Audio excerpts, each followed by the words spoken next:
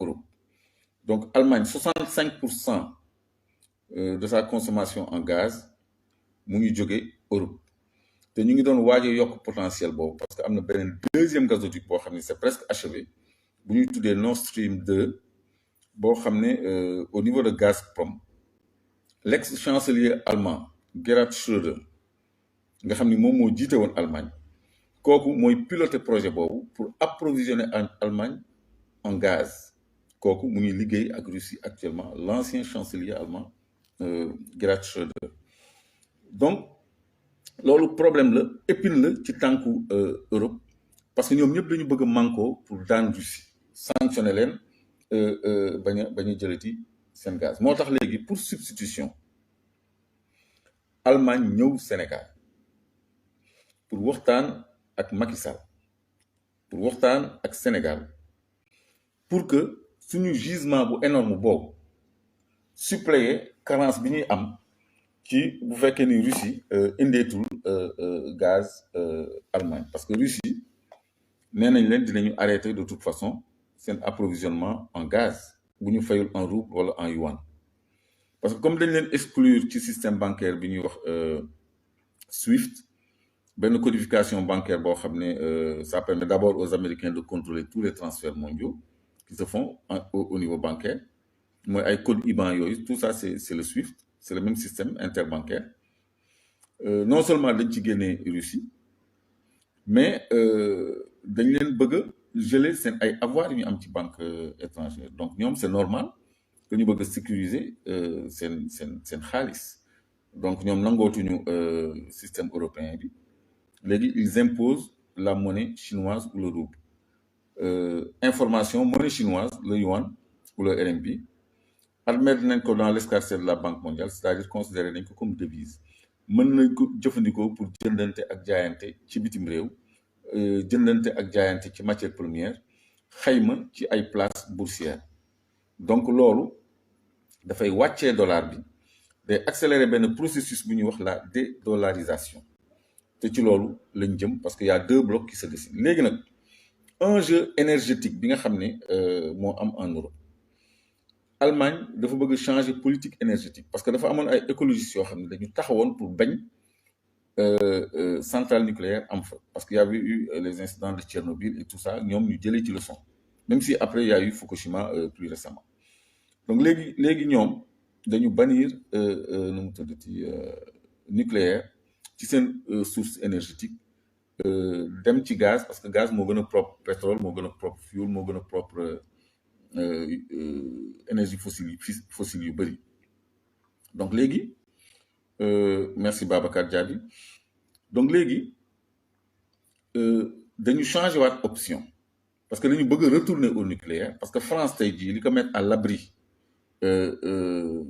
du gaz russe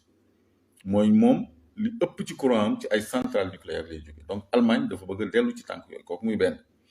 ñaareel bi dafa bëgg a ut beneen source d'approvisionnement en gaz te Sénégal la ñuy négocier ñoom ak européens maa ngi ñëw nag ci solo waxtaan bi parce que dafa am benn instance politique intérieure boo xam ne bu am solo la boo xam ni dama bëgg ñu taxaw ci buñ ci àggee donc léegi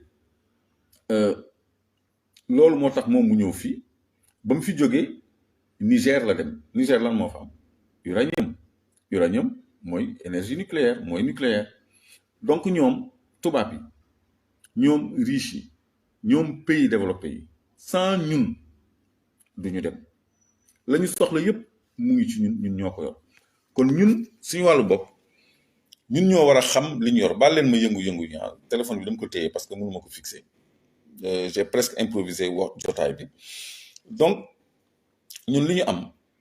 dañ ko war a xam parce que dañu toll ci contexte boo xam ni on doit tirer le meilleur de nos ressources parce que tey la ëpp solo tey la ëpp valeur tey la ëpp prix tey la ëpp enjeu géostratégique tey la ëpp enjeu économique tey la ñu war a gën a mën a respecter Sénégal mais ñoom dina leen jaral lépp pour ñu teg loxo ci suñu gaz bi ñuy produire Saint-Louis te gaz bi d'ici quelques mois lañ koy produire 2023 la ñu wax léegi loolu am na beneen jaan bu ci laxasu dafa am benn plateforme flottante de liquéfaction de gaz bu ñuy wax FPSO, Floating Production Storage and Offloading Vessel wala Offloading Unit. Plateforme flottante de production, de stockage et d'approvisionnement mooy FPSO, Floating Production Storage and Offloading Vessel wala unit. Vessel mooy navire,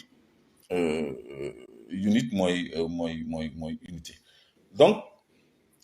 ñun dañu commandé Sénégal ak Mauritanie benn plateforme flottante de liquéfaction de gaz. Donc c'est un terminal méthanier flottant boo xam ne ñu ngi ko war a installer au large de Saint-Louis à 8 kilomètres seulement des côtes, boo xam ne moom moo war a extraire gazu Saint-Louis bi ba noppi séddale ko. Donc navire boobu FPSO boobu da ngeen familiariser wu ak moo boobu ñu ngi koy defaree Chine, daanaka pare na. ci contrat yi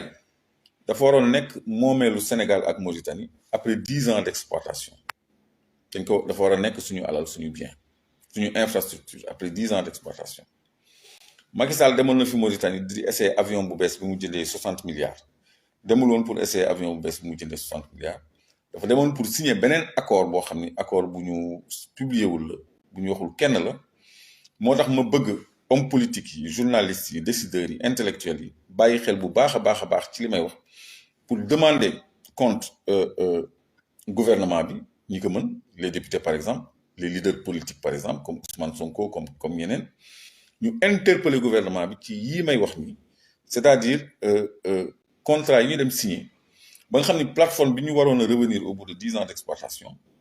dañ koy joxe en location, dañu koy jox ñun en location ad vitam aeternam, c'est-à-dire dañ koy défalquer des coûts de production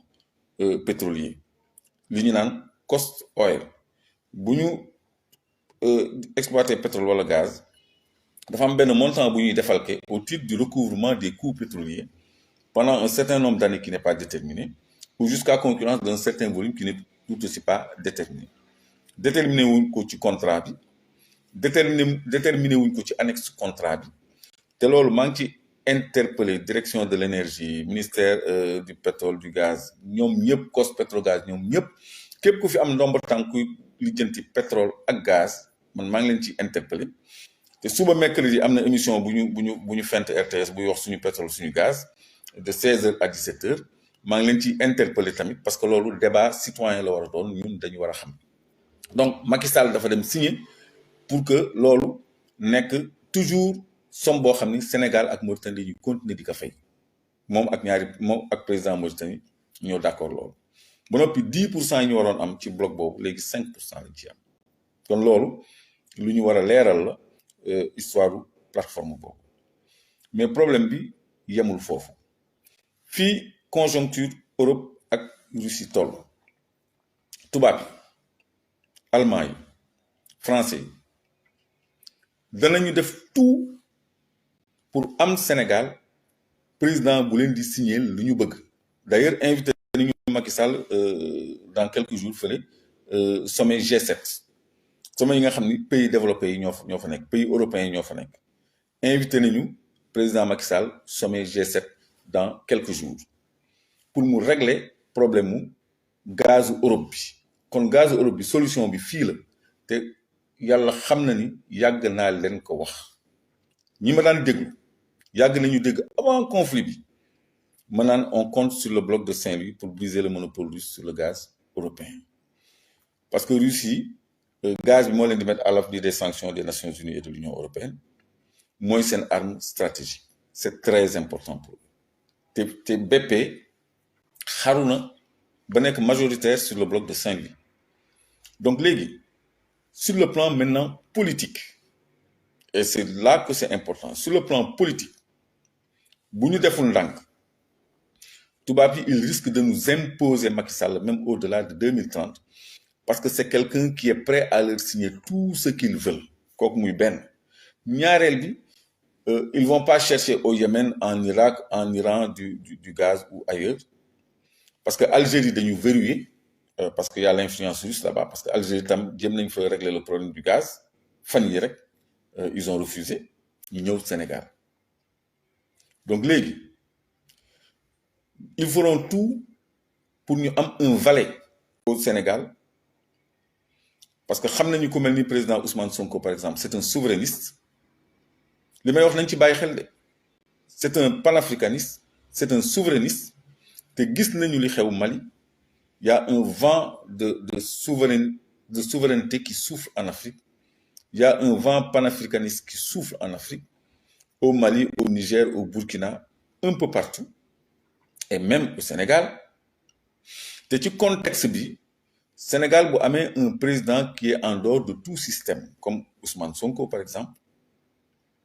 dina mën a asseoir souveraineté économique du Sénégal ak souveraineté politique bu dëkkam comme Assimi Goïta ni mu koy defee xam nga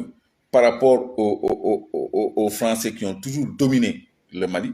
ba doon leen jox sax autorisation de vol dans leur propre territoire ñoom ñu dindi loolu parce que loolu c'est une aberration c'est aussi une aberration nit ki am yëfam ñu ni ko tubaab bi ni ko yow 10% nga ci moom 90% bi ñoo ko moom donc loolu moo tax Olaf Scholz ñëwul Sénégal parce que d'abord ils partent sur des rapports de change à leur avantage 90% contre 10% pour ñun et en plus ñun dañu am un président boo xam ne mais lu ko Macron sant lay def lu ko Union européenne sant lay def parce que Macky Sall intérêt moo ñu jàppale ko rek mu maintenir au pouvoir donc s'il tient l'intérêt des Européens entre ses mains nga xam ni mën na ko brader mën nañ leen jox ay garanties par rapport aux Russes mais il ne se fera pas de scrupule il va leur dire écoutez moi pour que je puisse défendre vos intérêts il faut m'aider à rester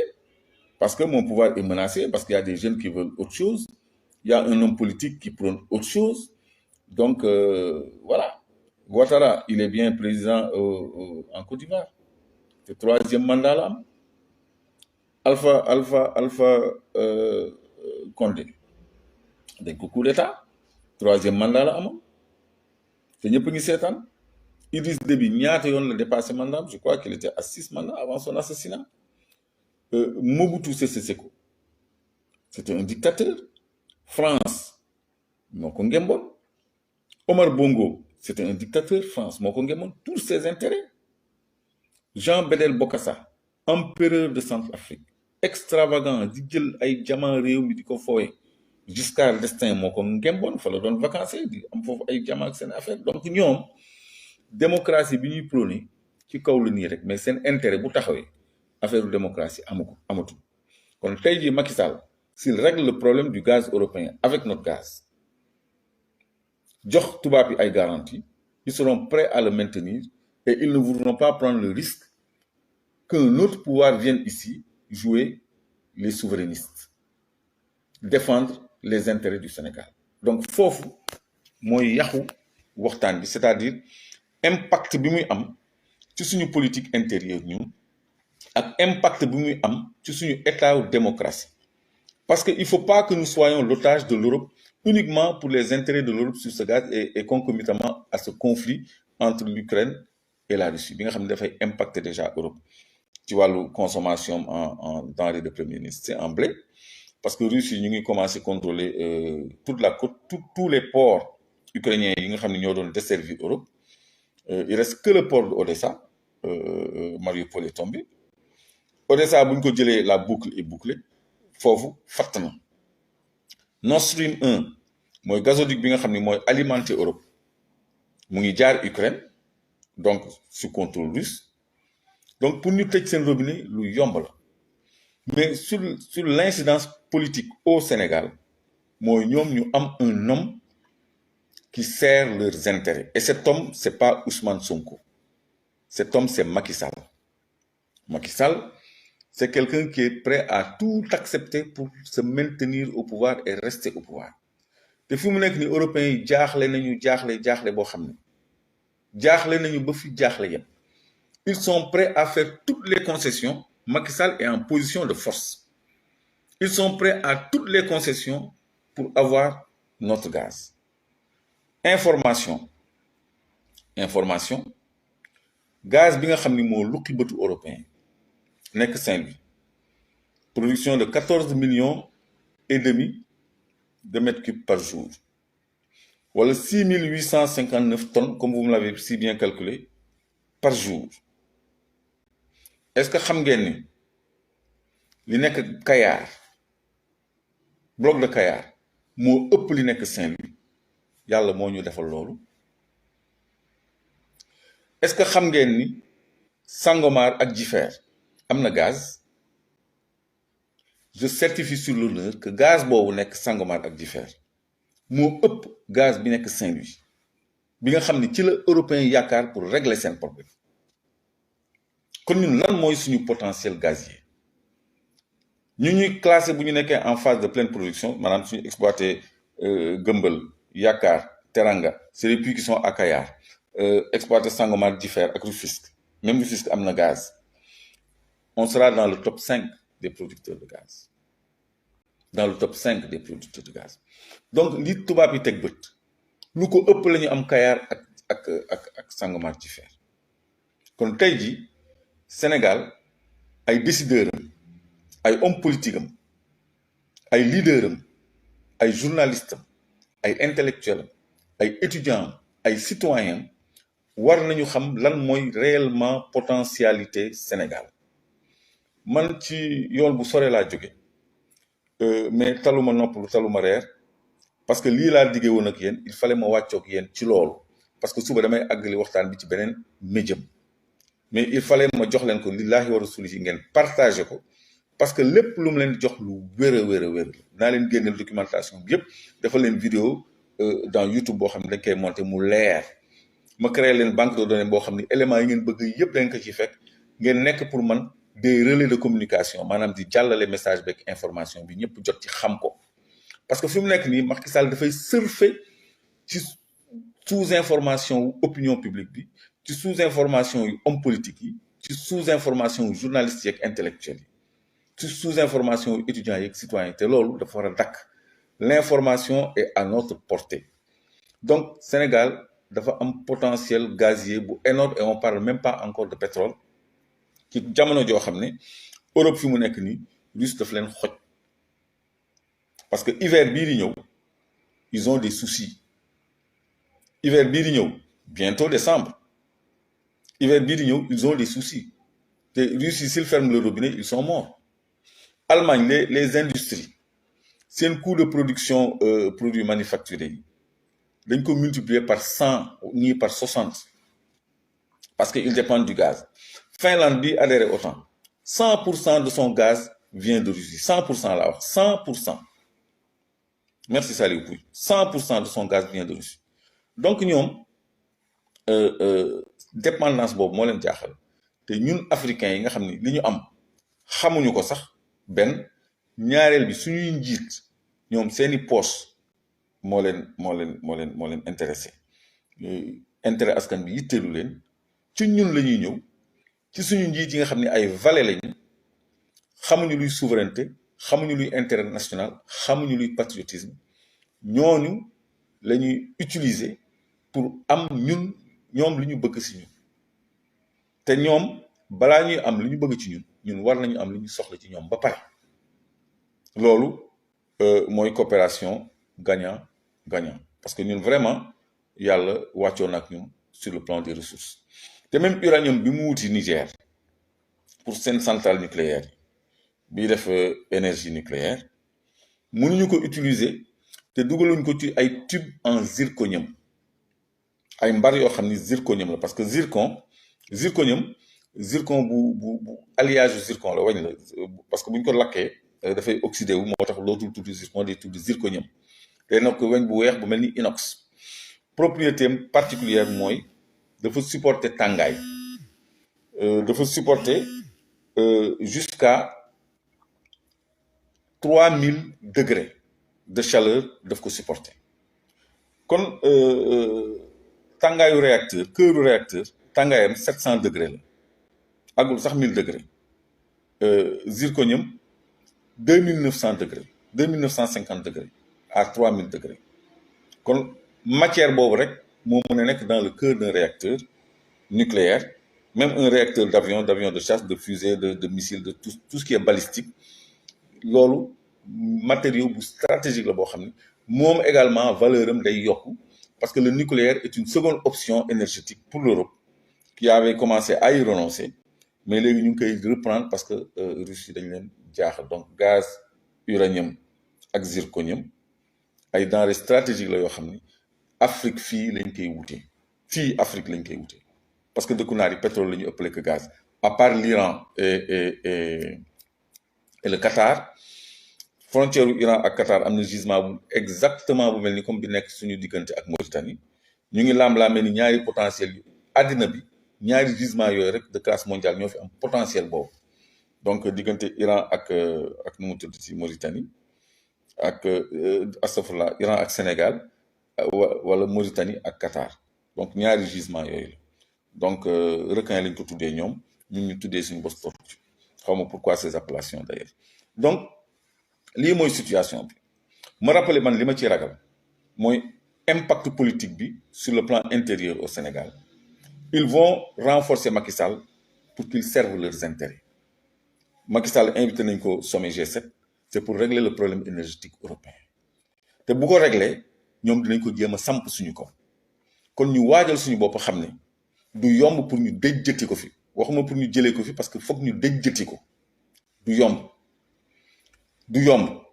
Il faut que ñu sóoraale ni ay difficulté mu ngi suñu kanam te ñun dañu war a jot ci suñu réew pour jëriñu ci suñu koom-koom ci suñu alal ci suñu am-am ci suñu moomeel. Il faut que ñu moom suñu bopp il faut que ñu conquérir suñu souveraineté il faut que ñu asseoir suñu souveraineté par rapport à toutes les grandes puissances ak fu ñu mënti bokk. Kon loolu c'est une mission citoyenne un engagement patriotique boo xam ne il faut que ñëpp redoubler d'efforts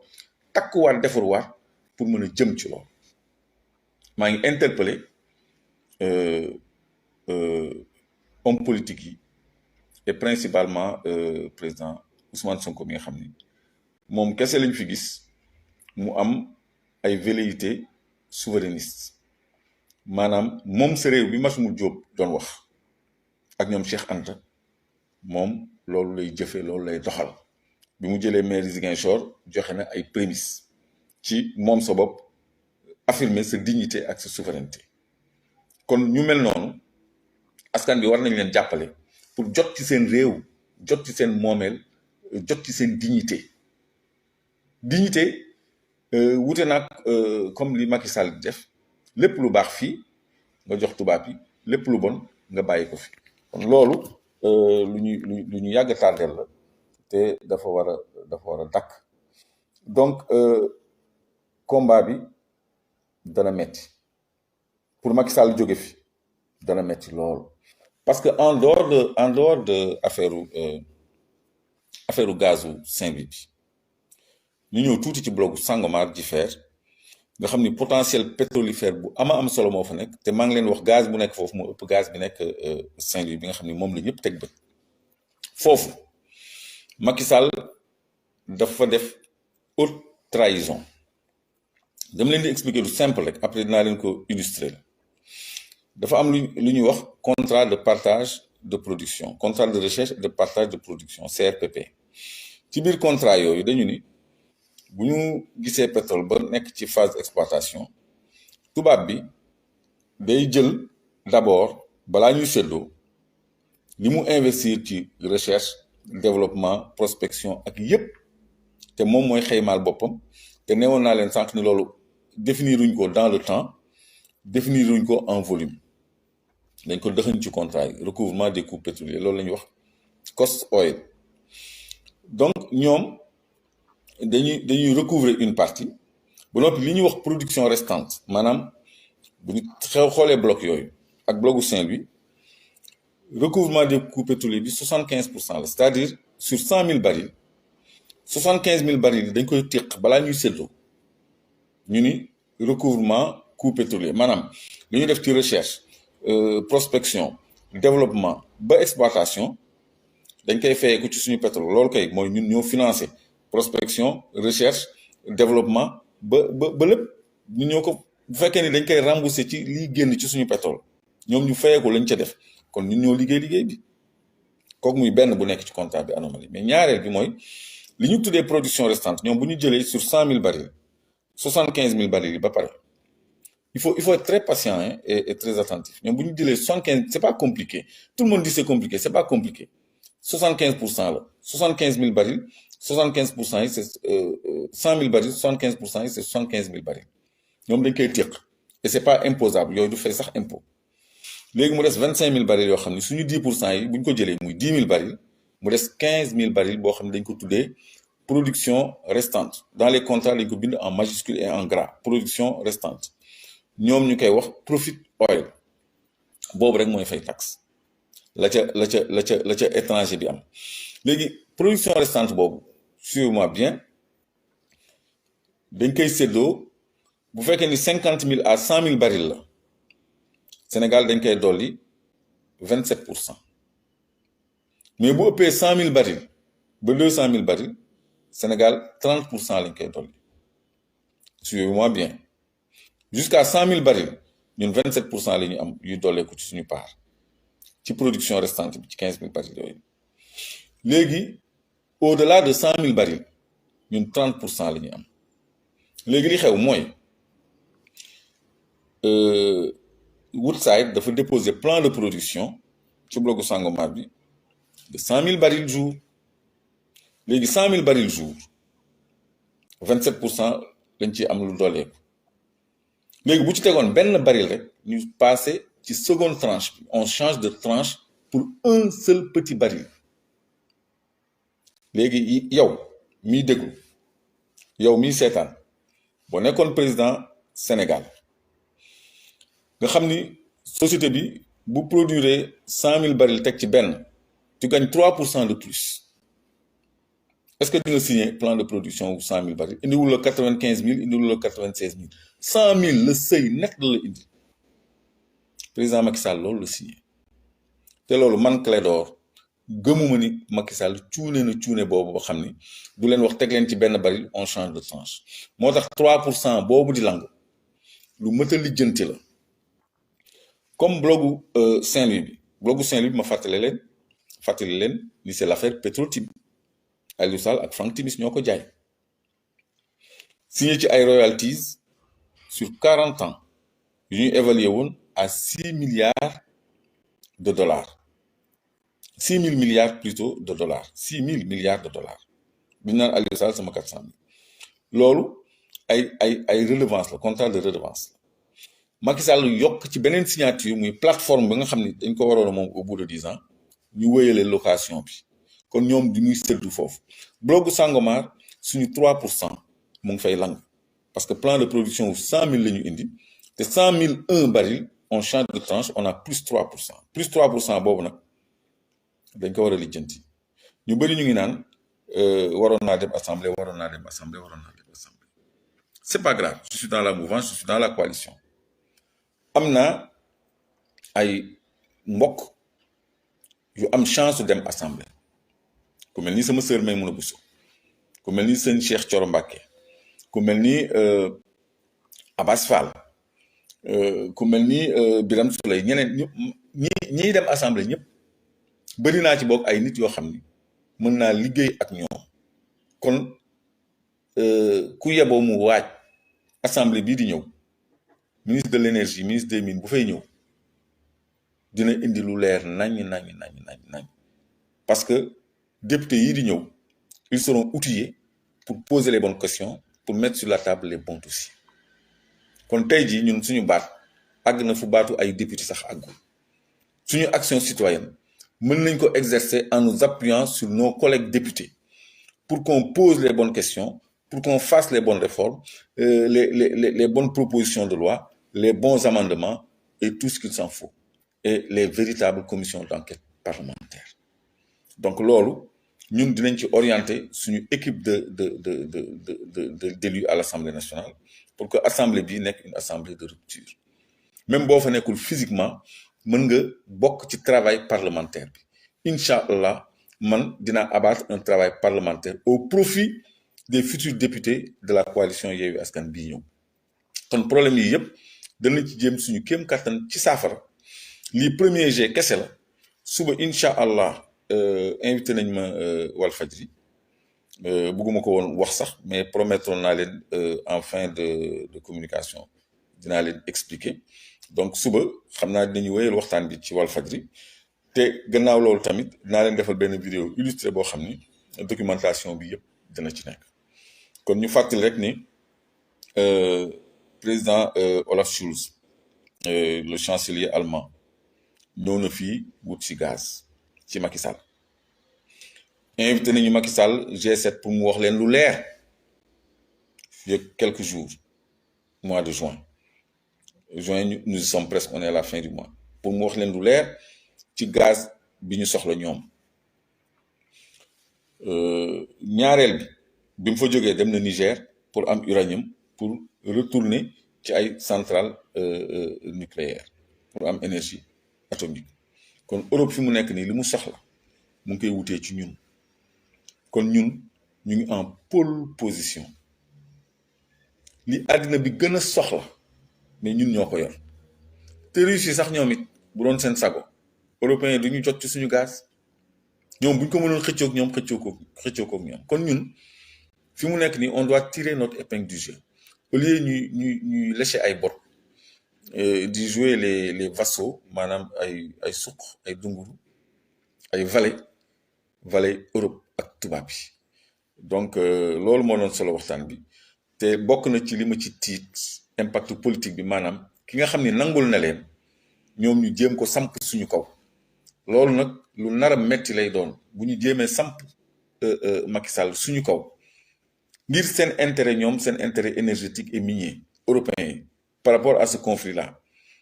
dana metti trop parce que boobaa day laaj beneen taxawaayu Sénégal yi pour ñu jot ci suñu réew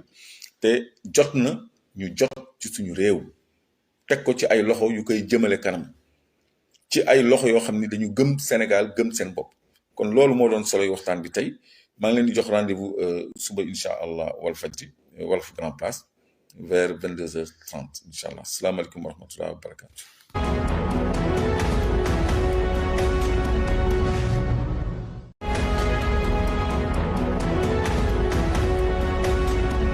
mbokk yi ñuy teewlu ci Jàllale TV fii la ñuy taxawandeeg yéen di leen wax bu leen fàtte benn yoon abonné ba noppi daal di bës ci cloche de notification bi ngir dara bañ leen a rëcc ci suñuy programme mbokk yi ñuy teewlu ci Jàllale TV fii la ñuy taxawandeeg yéen di leen wax bu leen fàtte benn yoon abonné ba noppi daal di bës ci cloche de notification bi ngir dara bañ leen a rëcc ci suñuy programme mbokk yi ñuy teewlu ci Jàllale TV fii la ñuy taxawandeeg yéen di leen wax bu leen fàtte benn yoon abonné ba noppi daal di bës ci cloche de notification bi ngir dara bañ leen a rëcc ci suñuy programme